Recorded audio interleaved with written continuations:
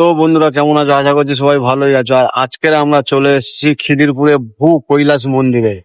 তো ভূ কৈলাস শিব মন্দির, তো এখানে দুটো জোড়া রাজবাড়ির যে দুটো শিব মন্দির, জোড়া শিব মন্দির রয়েছে, আর এটা বহুত পুরনো মন্দির।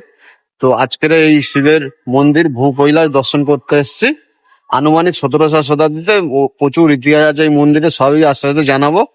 আর খিদিরপুরে কিভাবে আসতে হবে এই মন্দিরে সবই কিছু জানিয়ে দেবো। এখন মন্দিরের গেটের সামনে দাঁড়িয়ে আছি বন্ধুরা, এখন মন্দিরের ভিতরে ঢুকবো। আর মন্দিরের গেট ঠিক সামনে, এই যে দেখতে পাচ্ছেন ভূ কৈলাস শিব মন্দির, এই গেট। তো আমরা এখন এই ভিতরে ঢুকছি। তো এই হলো একটা শিব মন্দির, এই যে সামনে নন্দী, আর এই দিকেও দেখতে পাচ্ছেন জোড়া শিব মন্দির রয়েছে। আর এই যে সামনে বহুত বিশাল বড় পুকুর রয়েছে, এই যে মুখ্য গেট, আর এই দিকেও একটা গেট রয়েছে। আর এই যে শিব মন্দিরে এই যে, আর এখন আরতি হচ্ছে। আর বন্ধুরা আমরা যেখানে যাই মোটামুটি সব জায়গায় সন্ধ্যাবেলা আরতিটা চোখে দেখতে পাই। তো আমাদের কপালটা এত ভালো, প্রত্যেক মন্দিরে যখনই যাই আরতির সময়। তো এখন আরতিটা আপনাদের দেখাবো।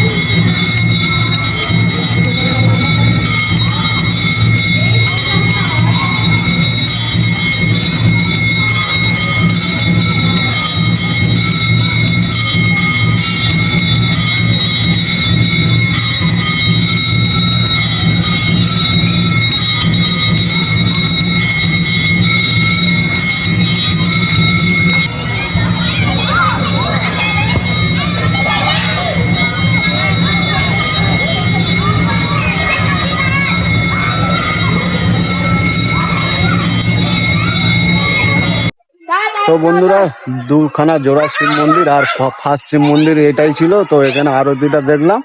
আর এখন যে পিছনে আরো একটু দেখতে পাচ্ছেন শিব মন্দির রয়েছে, তো সেইখানে যাচ্ছি, ওই যে বাবাকে দর্শন করব।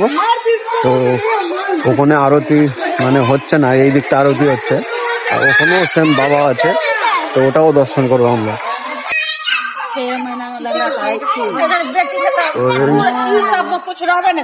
বাবাকে দর্শন করো, ঘন্টা দোকানে পৌঁছতে হাতে পাবোই মা। এই হলো, আগে পরিকাঠামোটা দেখিয়ে দিই। বহুত পুরানো মন্দির, রাজবংশীয়দের আমলের মন্দির। মন্দিরের সব দেখতে পাচ্ছেন, আস্তে আস্তে হয়ে যাচ্ছে, দেখেই বোঝা যাচ্ছে। তো মূলত এইখানটায় এই যে মন্দিরটা, বাবাকে দর্শন করলাম।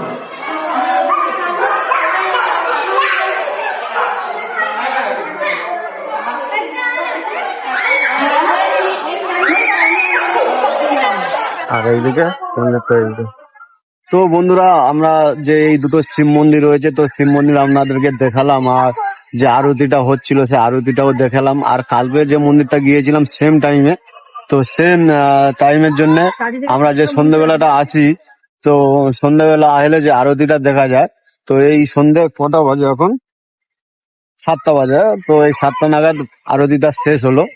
আর এই মন্দিরে বহুত ইতিহাস রয়েছে বন্ধুরা। এই মন্দিরটি 1781 সালে রাজা জয়নাল ঘোষাল খিদিরপুরে ভূ কৈলাস রাজবাড়ি এবং সুউচ্চ এই শিব মন্দিরটা প্রতিষ্ঠা করেছিলেন।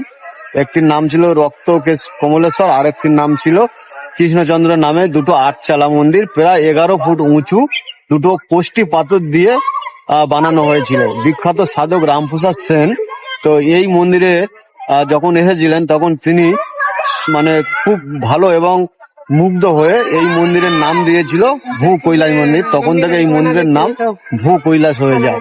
আর বন্ধুরা 1781 সালে রাজা জয়নাল ঘোষাল বাহাদুর এই ঐতিহাসিক মন্দিরটি রাজবাড়ি কমপ্লেক্স দ্বারা নির্মিত করেছিলেন।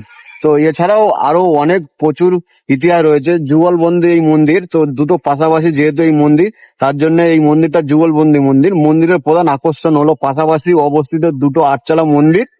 আর এটি হলো রক্ত কমলেশ্বর একটার নাম, আর একটি হলো কৃষ্ণচন্দ্রেশ্বর।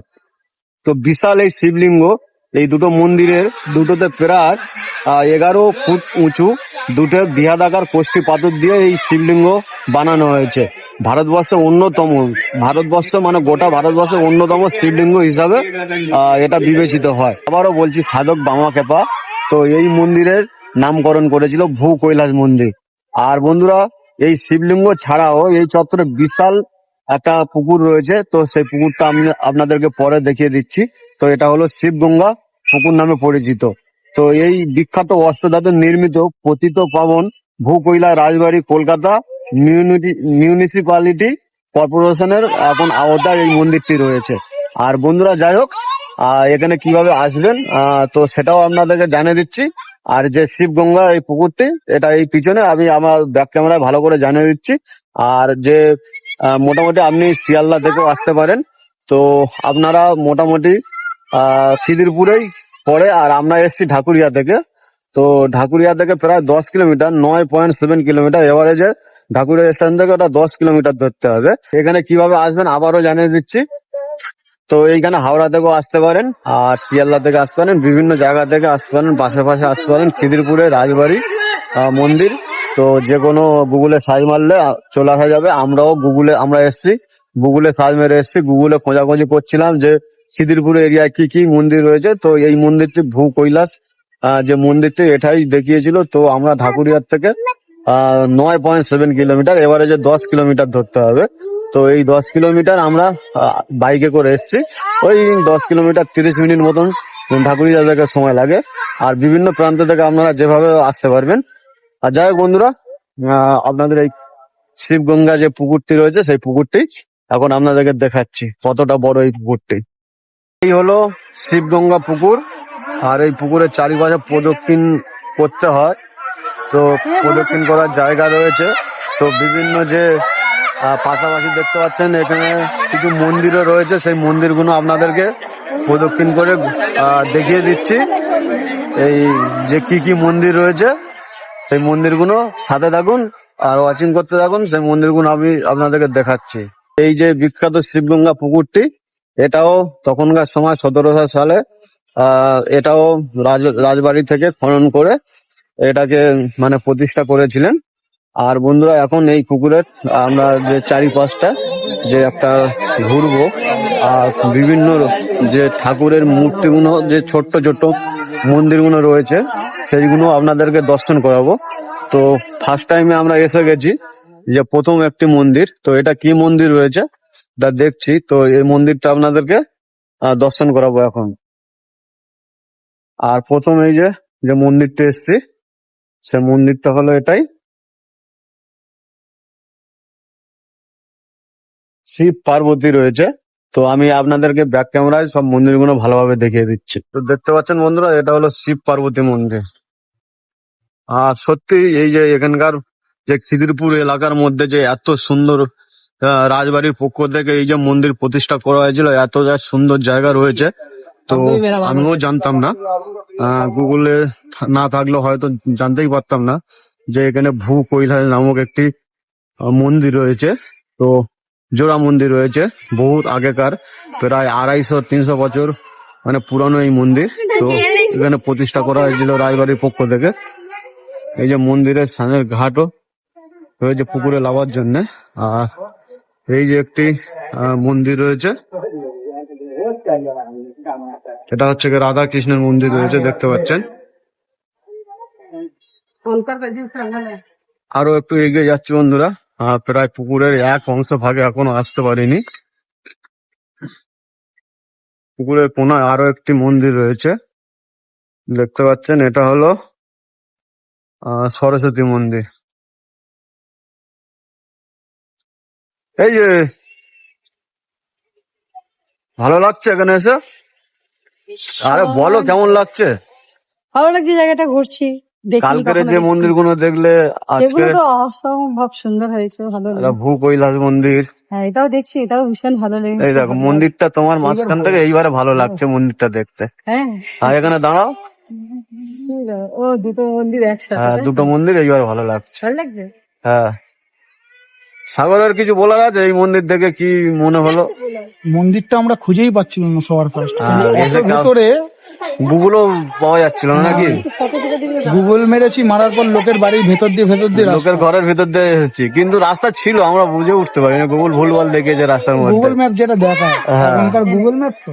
দাঁড়িয়ে যে কিছু ফটো শুট করা হলো, শুট করার পরে আবারও চলে যাওয়া হচ্ছে। আর এখানে একটা মন্দির রয়েছে, তো এখানে এই মন্দিরটা বন্ধ হয়ে রয়েছে, তো জানি না এটা কি মন্দির। এবার হেঁটে চলে যাচ্ছি পুকুরের, আমরা এই দিক থেকে হেঁটে প্রায় মিডিল স্থানে চলে এসেছি। আর এখন এই যে এই টার্নিং কোনাটা চলে এসেছি। আর আমাদের সঙ্গে যে এসেছিল সে কালো জামা পরে আগে হেঁটে হেঁটে বের হয়ে যাচ্ছে। আর এখন যাচ্ছি সামনে আর একটা কোনায় মন্দির রয়েছে, সেই মন্দিরটি আমরা এখন দর্শন করব।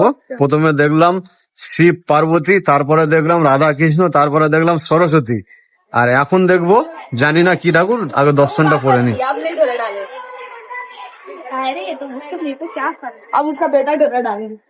ও স্বয়ং পবন পুত্র হনুমান, জ্ঞান গুণ সাগর কপিলা। যাক, আমি মন্ত্রটা পুরোপুরি জানি না, ভুল ভ্রান্তি হয়ে গেলে ক্ষমা করবেন। আর প্রায় মন্দিরের ফের কাছাকাছি চলে আসছি, এই যে চূড়া দুটো দেখা যাচ্ছে। তো যাই, পুকুরটা আমরা ঘুরে প্রায় শেষ করে ফেলেছি। ঠাকুরের কি মিল বন্ধুরা দেখুন, ওই পারে সোজা একটা ঠাকুর রাধা কৃষ্ণের মন্দির দেখেছি, আর এই সোজাও একটা মন্দির রয়েছে, এটাও কি মন্দির, আমরা দর্শন করে নিচ্ছি।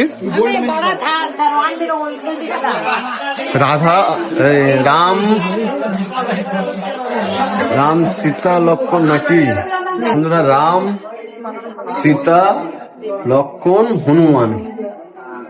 আর ঠিক এই পারটাই সোজা ছিল রাধা কৃষ্ণের মন্দির।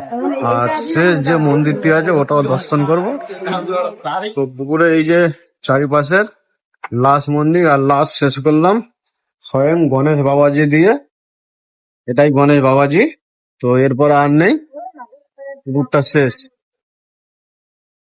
আমরা সমস্ত কিছু দর্শন করে নিলাম, পুকুরের চারিপাশে ঘুরেও এলাম, দুটো শিব মন্দির দর্শন করলাম, 11 ফুট দুটো হাইটের, দুটো কোষ্ঠী পাথরের দুটো শিবলিঙ্গ আমরাও দর্শন করলাম।